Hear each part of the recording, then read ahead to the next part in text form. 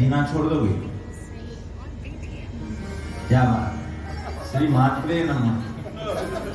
हमको लक्ष्य ध्यान रखना चाहिए। मानव जीवन खाली एक पति के लिए या पत्नी के लिए नहीं मिला है, इसको विशेषता लीजिए।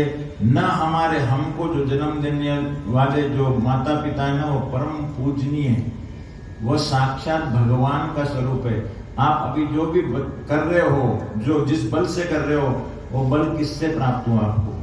आपके भीतर जो रक्त चल रहा है वो आपके माता पिता की कृपा है। और विशेष ध्यान रखने की चीज है, जग के सामने रोने जाओगे तो जग रुलाएगा आपको, जगत जननी के सामने रोगे तो कभी रोने की नौबत नहीं आएगी आपके जीवन में। जगत जननी के सामने कभी भी आप रोगे, आप क्योंकि व्यक्ति जो है एक्टिंग किंग है। आपका व्यवहार, मैं एक ही कहता हूं कि यहां से जब आप घर जाओगे तो मुझे आप संकल्प, जो इस देवी भागवत 9 दिनों में एक संकल्प आपका होना चाहिए कि गुरुजी मैं ये गलती करता था, मैं ये परिवर्तन कर लिया हूं जीवन में। मैं घर जाते ही आग का गोला बन के जाता था, लेकिन अब मैं जो है ज्वालामुखी नहीं बन रहा हूं। घर में मैं पिता बन रहा हूं, पुत्र बन रहा हूं, पति बन रहा हूं। जो मेरे संबंध है उसको निभा रहा हूं और मेरी वाणी मीठी हो गई है। भगवान ने जो कुछ एक संकल्प निश्चित लीजिएगा, नहीं तो हमारे जीवन में कथा को सीरियसली सुनना चाहिए, सीरियसली सुनना चाहिए, सीरियस होकर नहीं सुनना चाहिए। अब क्या समझे आप? कथा को सीरियसली सुनना है, सीरियस बनकर नहीं सुनना है। तो कथा को तभी आप अंदर लेंगे। ये जो कुछ भी घटा है या जो कहानियां है वो उनके साथ है, आपके साथ कुछ ऐसा दुर्घटना नहीं घटी। आपके जीवन में भगवान ज्ञान का दीपक व्यास नारायण जो समस्त जो हमारे भारत के लिए ज्ञान दीपक है ना, वो जगाने का प्रयास कर रहा है। तो विशेषता हमेशा हमको हमारे दाम्पत्य जीवन का ध्यान रखना है। जो प्रसादी आपको प्राप्त है उसके लिए धन्यवाद देना। अगर धन्यवाद नहीं दे रहे हैं तो प्रसाद आगे जाके फूड पॉइजन हो जाएगा। जीवन में जो प्राप्त है वो प्रभु की कृपा है। विशेष हमारे जीवन का हम खुद नियंता बने, हमारे उपदेशक कोई बगल वाले नहीं, हम स्वयं बने, हमारे गुरु हम स्वयं बने, तब हमको लक्ष्य मिलेगा। किसी एक के कारण हमारा जीवन जाके छत पे जाके कूद जाओ मर जाओ, कोई एक खेल है क्या? आप किसी से दुखी है, किसी के पीछे प्यार में पड़ गए, वो नहीं मिला, कूद गए, क्या मानव हो गया? देखिए, जो भगवान को प्राप्त करने का चेष्टा करे तो भगवान मिल जाए। तुलसीदास जी की धर्मपत्नी ने कहा, जो प्रयास मुझे पाने के लिए तुम इतना कष्ट उठाया, अगर वही प्रयास तू प्रभु को पाने के लिए अगर कष्ट करता तो तुझे भगवान मिल जाते। आज उसके कहने से भगवान उनको प्राप्त हो गए। आज हम छोटे मोटे शरीर के संबंधों पे ज्यादा ध्यान देते हैं। शरीर के संबंध शरीर तक रह जाएंगे। हमारा संबंध परमात्मा से तभी होगा जब हम इस शरीर से, मन से, हमारी इंद्रियों से परे होकर आत्मा तक हमारी यात्रा जब करेंगे, तब हमें परमात्मा की प्राप्ति होगी। अन्यथा जीवन ऐसे आए, ऐसे आएंगे, ऐसे जाएंगे। पुनरपि जननम पुनरपि मरणम पुनरपि जननी जठरे शयनम। इह संसारे खलु दुस्तारे कृपया पारे पाहि मुरारे। जब तक आप संकल्पित नहीं होंगे, आपके जीवन में बगैर लक्ष्य के जीवन कोई आनंद नहीं आएगा। कोई किसी के कारण आप भ्रमित मत होइए। आपको अपना लक्ष्य चुनना है। मुझे मानव तन मिला है, कोई ऐसा एरा गहरा शरीर नहीं मिला। भगवान ने अपना अंश दिया है, तो जीना आपका अद्भुत होना चाहिए। जीवन में एक सबसे पहले हमको ये सोचना चाहिए कि ये मानव तन हमें जो प्राप्त हुआ है, इन्फानाइट पावर, जो प्रभु की जो असीम शक्तियों का अनुभव लेने के लिए शरीर मिला है, उसका सदुपयोग करना चाहिए। मैं शरीर नहीं हूं, मैं इंद्रियां नहीं हूं, मैं आत्मा हूं। जब आपको ये विश्वास होगा तब आपके तार जैसे भगवान के साथ जुड़ जाएंगे, तब आप में वो करंट आ जाएगा, आपकी शक्ति उजागर हो जाएगी, तब आपके कार्य सिद्ध होंगे। नहीं तो आप अनेकों अनुष्ठान करा लीजिए, अनेकों यात्रा कर लीजिए, अनेक बार देवी भागवत या भगवान स्वयं भी आके आपको कथा सुना दे, जब तक कि आप मानेंगे नहीं कि मैं असाधारण हूँ, मैं प्रभु का बनाया हुआ वो अंश हूँ, मैं शक्तिमान हूँ, नहीं, तब तक आपका कल्याण नहीं हो सकता है। तो मुझे ये विश्वास है कि आप इस कथा में आए हैं, इस पुण्य क्षेत्र में आए हैं, और प्रभु ने, जगन्नाथ ने आपको अपने हृदय से लगाया, तो आप में परिवर्तन होना निश्चित है। और जिस जिसको विश्वास है, एक बार जगन्नाथ का जयकारा लगाएंगे कि हमारा कल्याण निश्चित होना है। और जगन्नाथ भगवान की जय। भगवान यहाँ पे हम लोग सब किए हैं, यहाँ पे कहते हैं कि ये जगन्नाथ के यहाँ पे क्या बोलते हैं, भाई बहन के देवता है।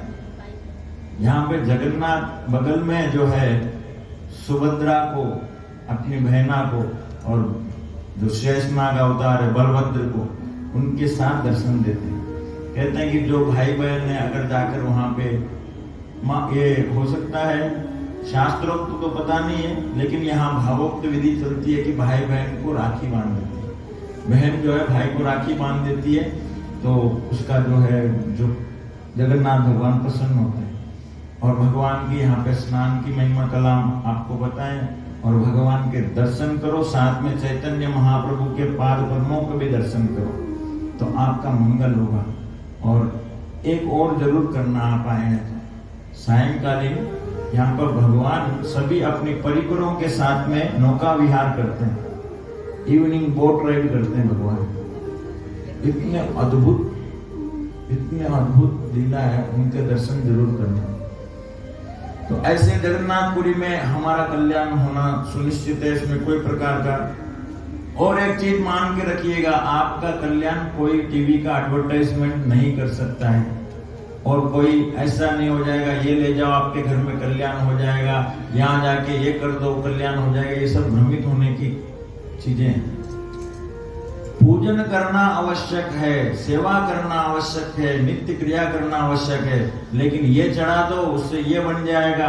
आपको अभी एडवर्टाइजमेंट आते हैं कि ये खरीदो, ये एक श्री यंत्र है पंच धातु से बना हुआ, 2100 रुपए में मिलेगा, साथ में एक हेडफोन फ्री है। जहां फ्री का आइटम आ गया वहां तो पहले वो ज्यादा बिकता है। अब दुकान में जाते हैं, बेचने वाले अभी शंख बिक रहे थे, बोले ये जो घर में दक्षिणावर्ती शंख रखते हैं, बोला अरबों खरबों की संपदा आ जाती। तो हमने बोला आप क्यों बेच रहे हो इसको, आप घर में नहीं रखे थे क्या इसको? ऐसे कहने से कुछ नहीं है, भ्रमित मत हुई। और सबसे ज्यादा भ्रमित होती देवियां। कोई बोलते ये ले जाओ ये हो जाएगा, तो घर भर दिए पूरे भगवान रूम में, इतने चीजें रख रख के भगवान खुद परेशान। मैं ऐसे नहीं कहता हूं कि आपको सनातन धर्म के विपरीत जाना है, कुछ अपने को भी भगवान दिया है।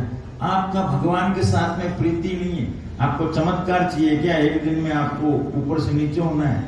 नीचे से कुछ नहीं है, हकीकत में जीना है। जो आप कर्म करे हैं उसको कोई चाबी, कुबेर की चाबी मिल जाए तो भी कल्याण नहीं होगा, या कोई चीज आके आपको मिल जाएगी। ये समय भगवान जगन्नाथ जिस दिन चाहेगा ना, बगैर कुछ के भी आपका कल्याण निश्चित होगा। विश्वास उसके साथ में रहना, आप श्वास श्वास में पुकारना, बोल जगन्नाथ भगवान की जय। भ्रमित मत हो जाइए, ये एडवर्टाइजमेंट देख के और फॉरवर्ड मत करिए दूसरों को, और कि देखो मैंने ये मंगाई है चमकती हुई गाय, ये जो है श्री यंत्र स्फटिक का है, इतना तोले का है, इतने 200 रुपए मिलता है, देखो हमने रखा। आपका ये होता भी कैसे मालूम है क्या? काक ताली न्याय बोल के एक सूत्र है।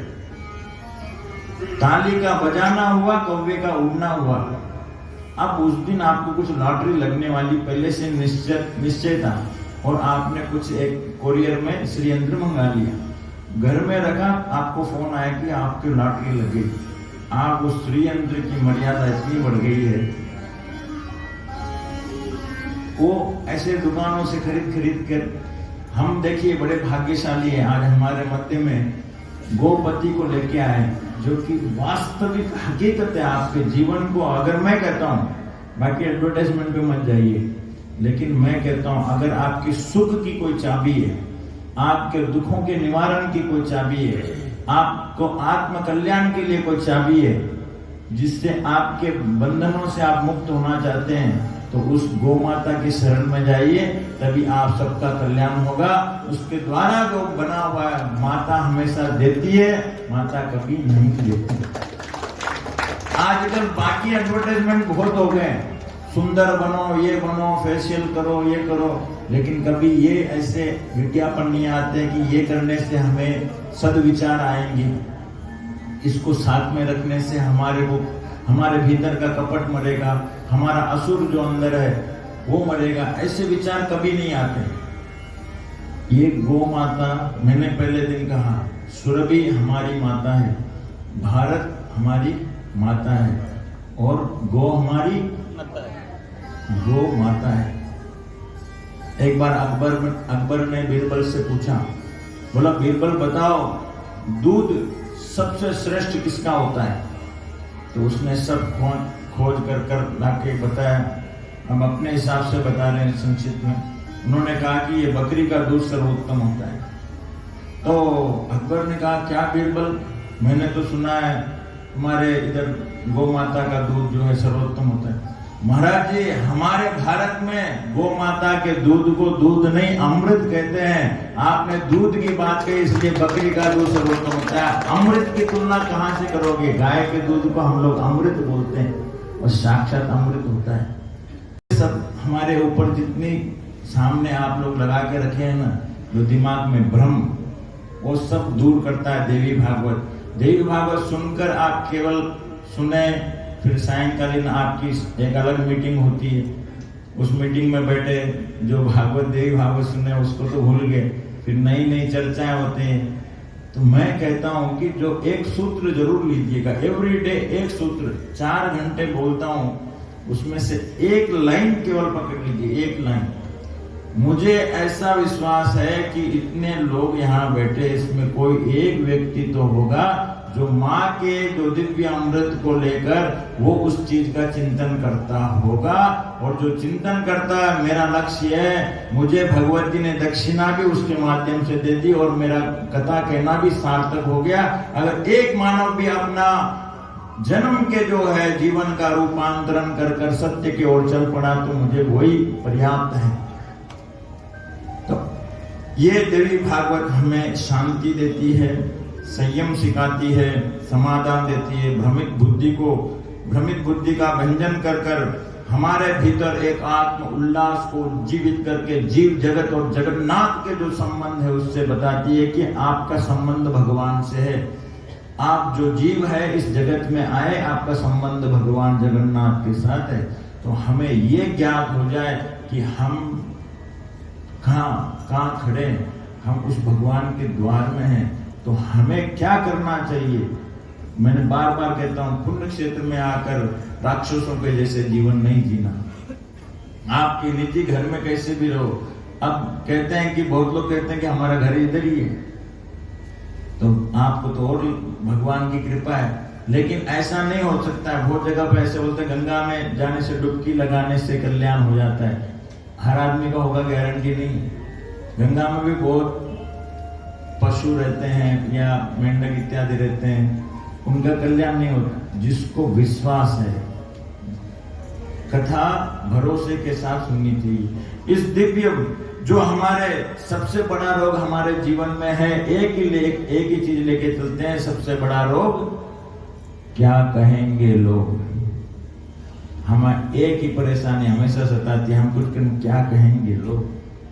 जो करना है, आप माँ, आपके साथ भगवान, आपके अगर केंद्र में भगवान है तो आप गलत नहीं करेंगे।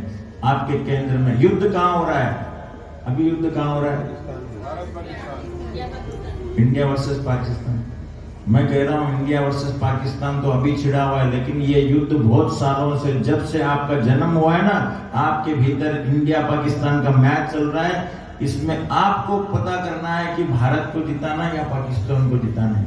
आपके भीतर दो है, एक असुर है और एक देव है। एक भारत है तो एक पाकिस्तान है। आप निश्चय कर लीजिएगा कि मैं पाकिस्तान को जिताऊंगा या भारत को। युद्ध बाहर नहीं हो रहा है, ये तो बाहर देख रहे हैं अभी हो रहा है, लेकिन ये युद्ध हर मानव के अंदर। एक मानव जो है कुवृत्तियों को बढ़ा दे रहा है तो गलत काम कर रहा है, एक मानव सुवृत्तियों को बढ़ा रहा है तो वो अच्छा काम कर रहा है। वो भारतीय तभी कहलाता है जब अंदर के भारत को जगाए। भारत ऐसे संकल्प लेना कोई बड़ी बात नहीं, हम भारतीय भारतीय, लेकिन जब कर्म बिगड़ जाते हैं, यह युद्ध बाहर का काम नहीं है, ये युद्ध भीतर है। हम जो हमारे भीतर के जो असुर को मारेंगे, हमारे भीतर जो आतंकी छुपे हुए हैं, अंदर छुप के हमारे ऊपर प्रहार कर रहे हैं, हमको गलत काम करने के लिए प्रेरणा दे रहे हैं, हमें हमारे भाई के साथ दगा करने के लिए आगे कर रहे हैं, हम हमारी पत्नी के साथ गलत कर रहे हैं, ऐसे आतंकियों को हमको समाप्त करना। हमारे जो बहन के साथ जो हमारे संबंध है, जो आतंकी हमारे भीतर छुपा हुआ है, उस आतंकियों को समन करना। हमारे भीतर वो आतंकी जो हमारे बूढ़े माँ बापों को घर से निकाल कर दूसरे जगह ले जाने के लिए मजबूर कर रहा है, ये आतंकियों को आपके भीतर को मारना है। तभी हम बोल सकते हैं कि हम भारत माता की संतान हैं। बोल भारत माता की जय। हम भारतीय तभी कहलाएंगे जब भारत के संस्कार आपके भीतर रहेंगे। मैं कहता हूं छत बढ़ जाए तो चलेगा, छत आप बांट लो चलेगा, लेकिन छाती नहीं बटनी चाहिए, ये विश्वास करिए। छाती नहीं बटनी चाहिए। आप एक पिता के 5 संतान हो सकते हैं, समय आने पर कुछ हो सकता है 5 घर बन जाए, लेकिन 5 भैया अगर एक साथ में आए तभी कहलाएंगे कि हम भारतीय, नहीं तो क्या मतलब है जीने का, कोई मतलब नहीं। जीवन इस कलाम को सिखाने के लिए आया। ये कोई हम कहानी सुनते हैं सत्यवादी हरिश्चंद्र की, कहाँ त्रेता की। आज आपके सामने घर में कोई ऐसा रहेगा जो आपको सिखाएगा। बड़े गर्व के साथ कहता हूं मैं भारतीय हूं। मुझे माँ ने इस लायक बनाया कि माँ की सेवा कर सकूं। मैं जो करता हूं समर्पण भाव के साथ में भगवती को समर्पण करते हैं। इसी के साथ में ऐसी दिव्य लीला है जो जन्मे जी हम कथा